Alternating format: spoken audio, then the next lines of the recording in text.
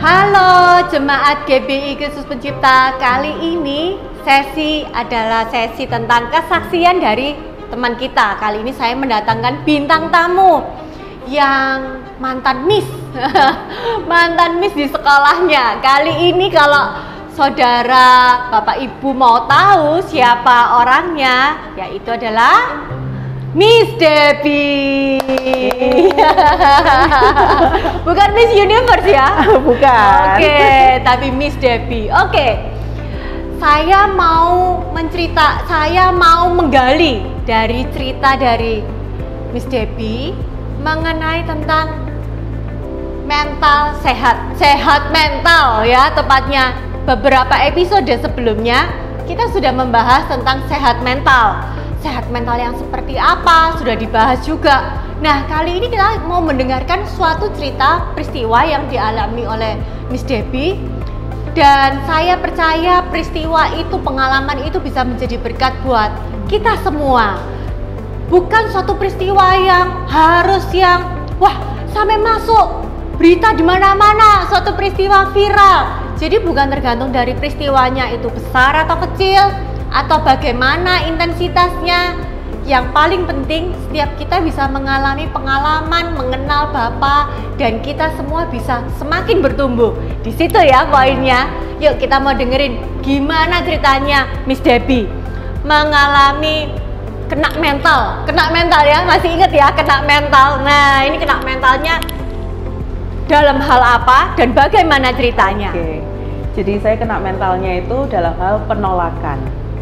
Ceritanya awal sekali itu waktu saya masih kecil, mami saya itu sering membanding-bandingkan saya sama adik. Kebetulan adik juga cewek, jadi selalu dibandingkan, kamu kok nggak lebih punya banyak teman seperti adikmu, kenapa kamu nggak kayak gini kayak adikmu, kenapa nggak kayak gini seperti adikmu, kayak gitu. Nah, itu akhirnya lama-lama bikin insecure juga ya, karena apa-apa selalu dibandingkan gitu. Iya. Nah, terus beranjak remaja, ada teman-teman kan, punya banyak teman-teman cowok juga sudah mulai deket-deket gitu kan, tapi ternyata mereka maunya deket sama adik. Gitu. Jadi kayak oke, berarti kamu ini mendekati aku supaya bisa deket sama adik gitu. Itu juga bikin insecure ya, kena mental lah ya gitu. Kemudian ada satu peristiwa yang cukup mengejutkan, cukup membuat shock waktu itu, karena suatu saat kami makan ke depot. Kemudian di depot itu sama oma, sama mami, sama adikku ini. Nah, dia ada satu orang yang kenal sama oma. Orang ini mau mengenalkan dua cucunya oma ini ke salah satu temennya dia, anak temennya dia yang berprofesi sebagai dokter.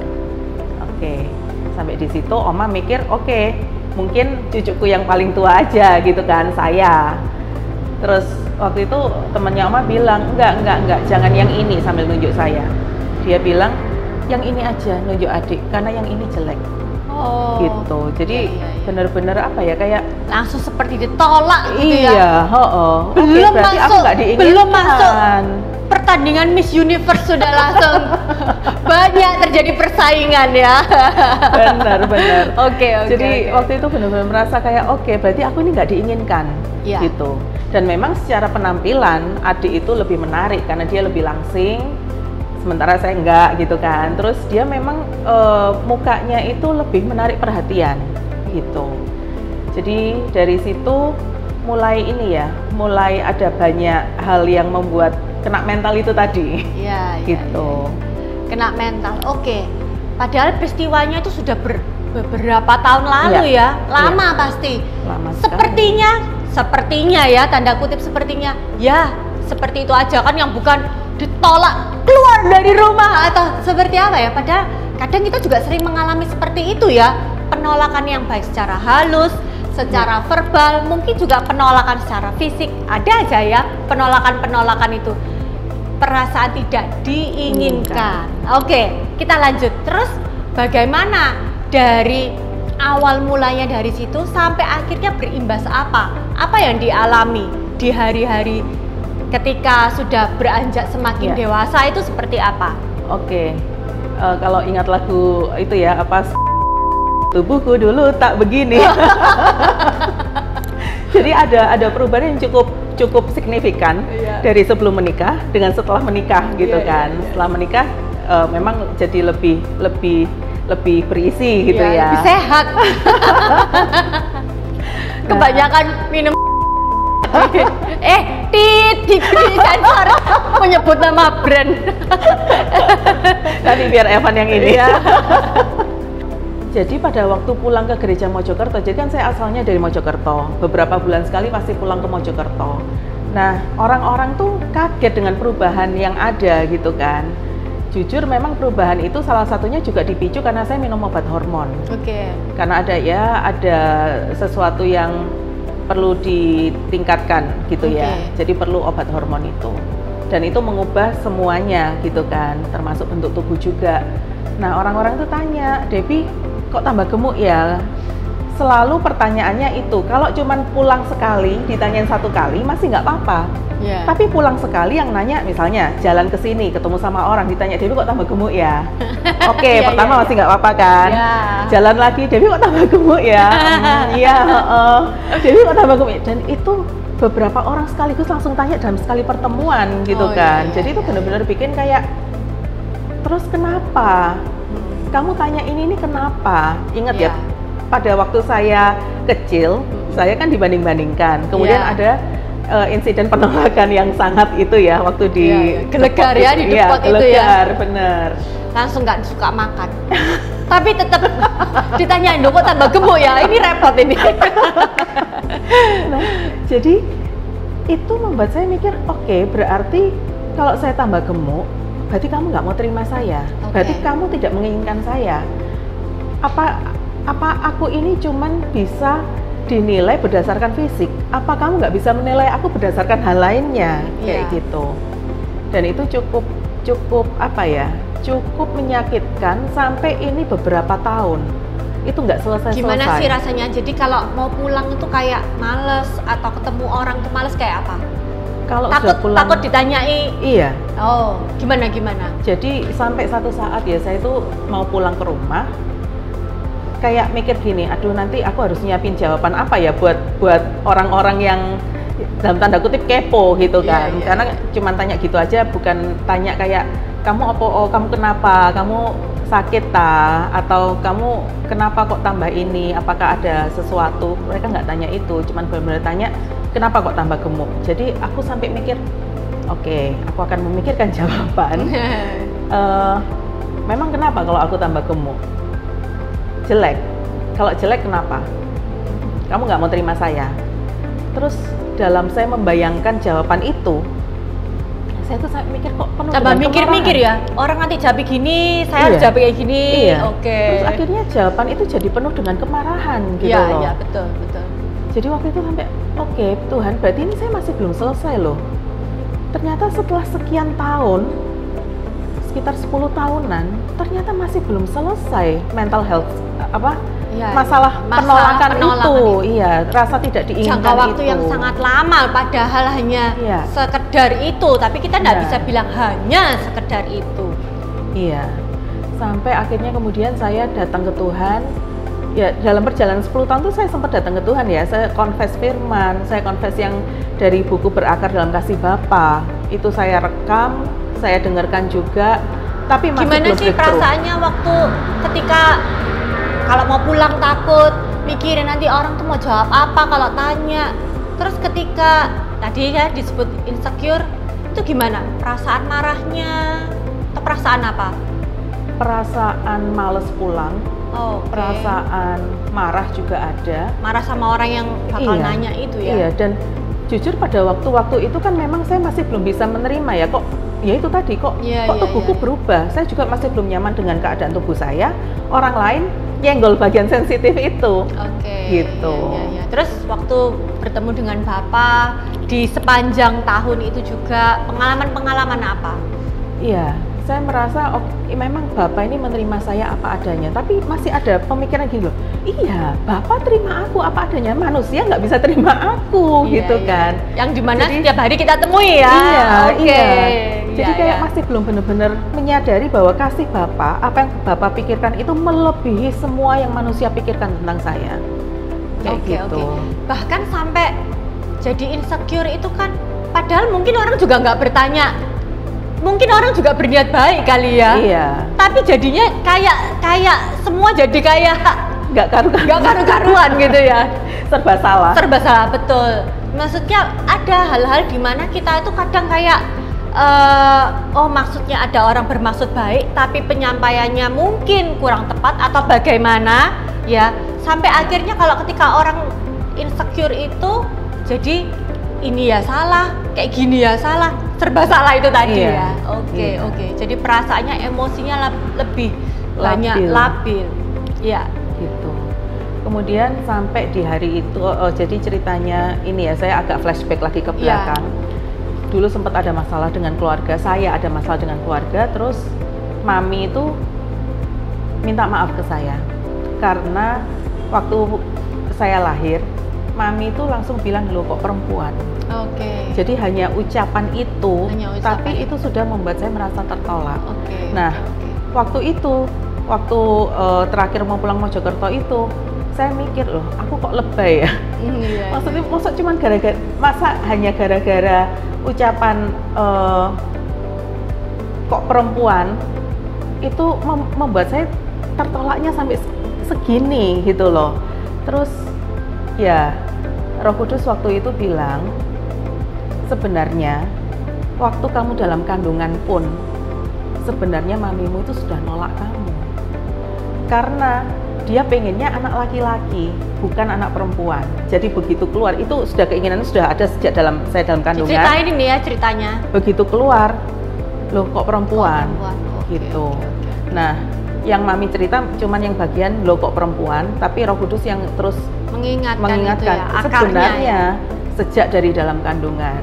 Gitu. Oke, jadi gimana prosesnya sampai 10 tahun itu berlalu dan bagaimana breakthrough-nya itu? Pasti nggak hari ini doa puasa langsung ting gitu ya? Nggak ya? Gimana ceritanya? Jadi hari itu waktu Roh Kudus singkapkan itu, saya marah sama mami. Aku anak pertama, kok bisa aku ini ditolak gitu loh. Harusnya kamu mengharap-harapkan Ya, gitu anak pertama kan. soalnya iya, ya. mengharap-harapkan.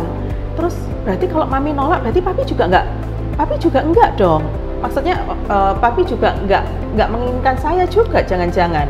Karena dia juga pengen anak laki, siapa tahu dia juga pengen anak laki gitu kan. Tapi hari itu ya, Roh Kudus itu bawa saya untuk baca di Mazmur 139 di versi The Passion Translation.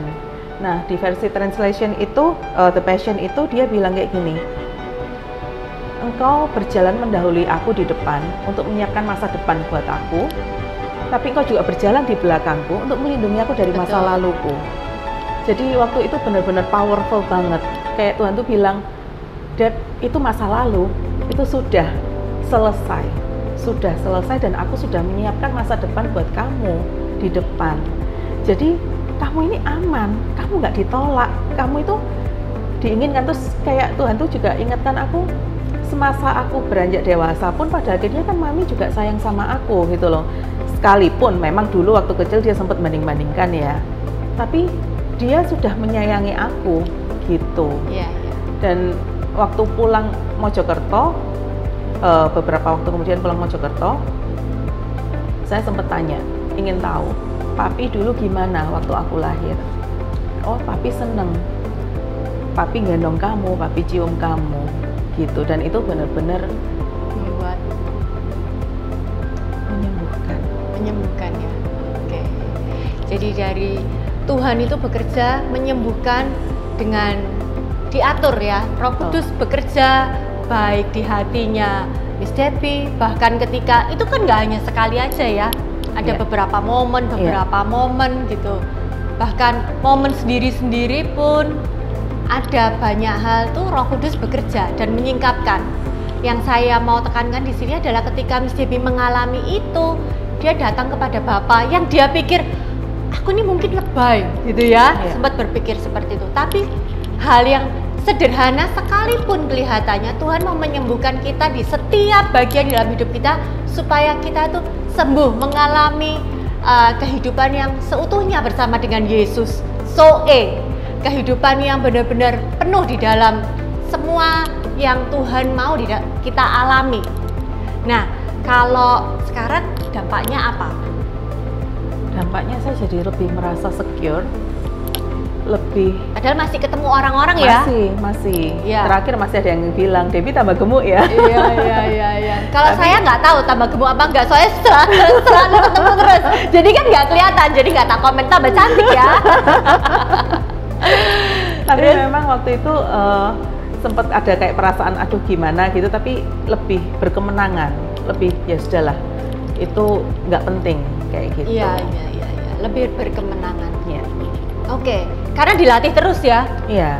Ketika ada orang kayak gitu, kan nggak mungkin langsung, nggak, pasti masih ketemu orang seperti itu.